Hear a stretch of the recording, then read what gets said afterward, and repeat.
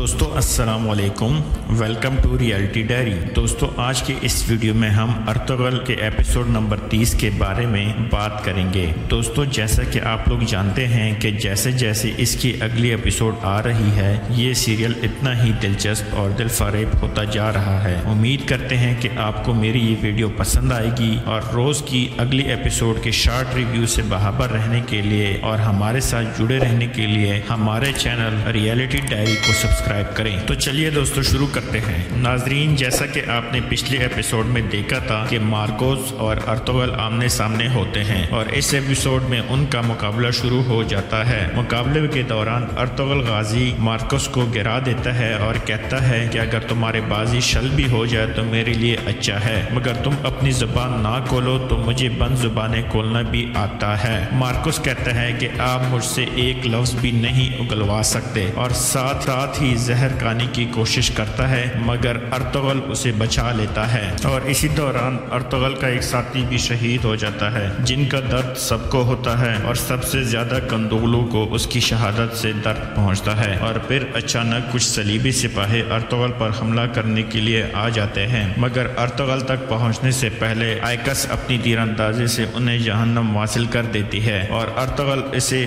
باندھ دیتا ہے اور اپنی سپاہیوں کے پاس لے جاتا ہے۔ دوسری جانب اسفند بادشاہ حلب میں خیریت سے پہنچ جاتے ہیں ابن العربی کی درگاہ میں۔ اس دوران سلطان عزیز بھی وہاں آ جاتا ہے۔ اس کے آتے ہی اسفند بادشاہ چپ جاتا ہے اور سلطان عزیز آ کر کہتا ہے کہ مجھے کافی دکھ پہنچا کہ ناصر اپنی بے وقوفی میں درگاہ میں داخل ہو گیا۔ میں اس کے لیے کافی شرمندہ ہوں۔ اس کی معذرت کے لیے میں خود آیا ہوں اور سوچا ابن العربی سے دعا بھی کروا لوں۔ خیر ایک کام آ پڑا ہے، مجھے اپنے دل کی ملکہ مل گئی ہے، چاہتا تھا مناسب سمجھے شیخ ابن العربی نکاح پڑھا لے۔ تو وہ بات سن کر کہتے ہیں ماشاءاللہ، اللہ پاک آسانیاں پیدا فرما، کون ہے ہماری ملکہ؟ تو وہ کہتا ہے حلیمہ سلطان سلجوقی شہزادی ہے۔ اور پھر دوسری جانب کندودو صلیبیوں کے سپر سالار کو مارتا ہے اور پوچھتا ہے کہ بتاؤ ہمارا قبیلے میں آپ کا مخبر کون ہے، مگر وہ کچھ نہیں بتاتا۔ تو وہ رسی پکڑ کر اس کے گلے میں باندھ دیتا ہے اور ارطغرل کہتا ہے بھائی غصے میں بھی ہم میں اور شیطان میں فرق ہونا چاہیے۔ اور پھر آئکس کہتی ہے ایک میں عورت ہونے کی وجہ سے مرد پر تشدد نہیں کر سکتی اور دوسرا مظلوم ہے اس پر تشدد نہیں کر سکتی۔ اور پھر ارطغرل اور کندودو اپنے نوجوان کی شہادت پر افسوس کرتے ہیں۔ اسی دوران پیچھے سے آئکس مارکوس کو گھوڑوں کے ساتھ باندھ دیتی ہے اور گھوڑے کو بھگا دیتی ہے۔ ارطغرل کے سارے ساتھی اس کے پیچھے بھاگ کر اسے چھڑاتے ہیں اور پھر ارطغرل کو کہتی ہے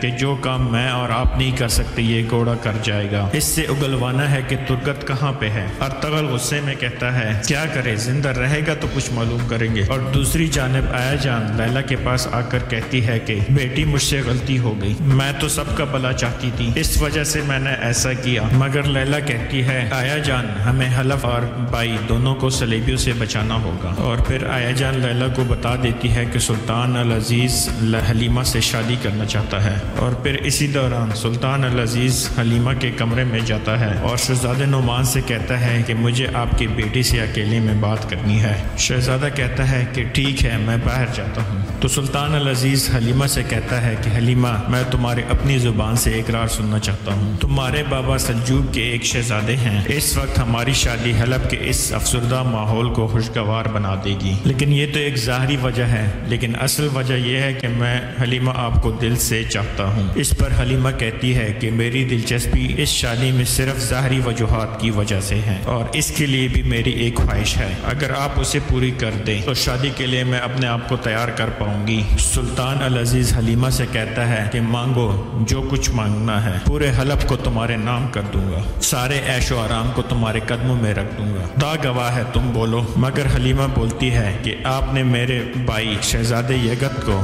یہاں پر صحیح سلامت لے کر آنا ہے تب میں ہاں بولوں گی۔ پھر سلطان العزیز ناصر کے پاس جاتا ہے، کہتا ہے کہ ناصر پہلی بار کسی لڑکی نے مجھے ہاں نہیں کی، اس لڑکی کو کچھ بھی نہیں چاہیے، نہ بادشاہی، نہ مال و دولت، نہ عیش و عشرت۔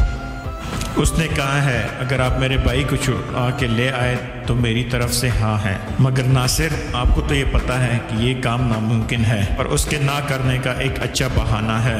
اس پر ناصر کہتا ہے سلطان العزیز پریشان نہ ہو، کل شہزادہ یگت یہاں حلیب میں ہوگا۔ سلطان العزیز یہ بات سن کر کافی خوش ہو جاتا ہے۔ اس پر ناصر کہتا ہے سلطان العزیز آپ پریشان نہ ہو، کل شہزادہ یگت حلب میں ہی ہوگا۔ یہ سن کر سلطان العزیز بہت خوش ہو جاتا ہے اور کہتا ہے کہ اب دنیا کی کوئی طاقت ہماری شادی کو نہیں روک سکتی۔ اور دوسری جانب صبح ہوتے ہی ارطغرل اسما کے کچھ بال کاٹ کر صلیبی کے سپہ سالار مارکوس کو دیتا ہے اور کہتا ہے اپنے استاد اعظم کو دے دینا اور میرا سلام کہنا کہ میں جلدی ہی تم سے ملنے آؤں گا۔ اور پھر وہ مارکوس کو وہاں سے بھیج دیتا ہے۔ اس کے بھیجنے پر کندودو ارطغرل سے پوچھتا ہے کہ اس کے پیچھے کیا حکمت عملی ہے۔ اس کے بھیجنے پر کندودو ارطغرل سے پوچھتا ہے کہ اس کے پیچھے کیا حکمت عملی ہے۔ ارطغرل کہتا ہے کہ میرے بھائی صرف ایک ہی راستہ ہے ان کی قلعے تک پہنچنے کا، اور اسی دوران وہ آئکس اور حمزہ کو اس کے پیچھے بھیج دیتا ہے اور اپنے ساتھیوں سے کہتا ہے کہ ہم رات کو یہاں سے۔ دوسری طرف ناصر استاد اعظم کو مخدوم لکھتا ہے کہ شہزادہ یگت کو حلب بھجوا دو تاکہ شادی کی رسم کو آگے بڑھایا جا سکے۔ تو استاد اعظم اپنے سپاہیوں کو حکم دیتا ہے کہ شہزادے کو تیار کرو اور سفر کے لیے روانہ ہو جاؤ۔ تو پھر سپاہی شہزادے کو لے کر حلب کے لیے روانہ ہو جاتے ہیں اور ساتھ ہی استاد اعظم ترگت کو مزید شراب پلاتا ہے اور سپاہیوں کو حکم دیتا ہے کہ اسے اب زندان میں لے جاؤ اور اس کے ساتھ جو کچھ کرنا ہوگا اب میں خود اس کے ساتھ کروں گا۔ تو دوستو یہ کچھ تھا آج کے ایپیسوڈ میں۔ امید کرتے ہیں کہ آپ لوگوں کو آج کا ایپیسوڈ ضرور پسند آیا ہوگا۔ ملتے ہیں ایک نئی ویڈیو میں، تب تک اجازت چاہتا ہوں۔ اللہ نے کے بعد۔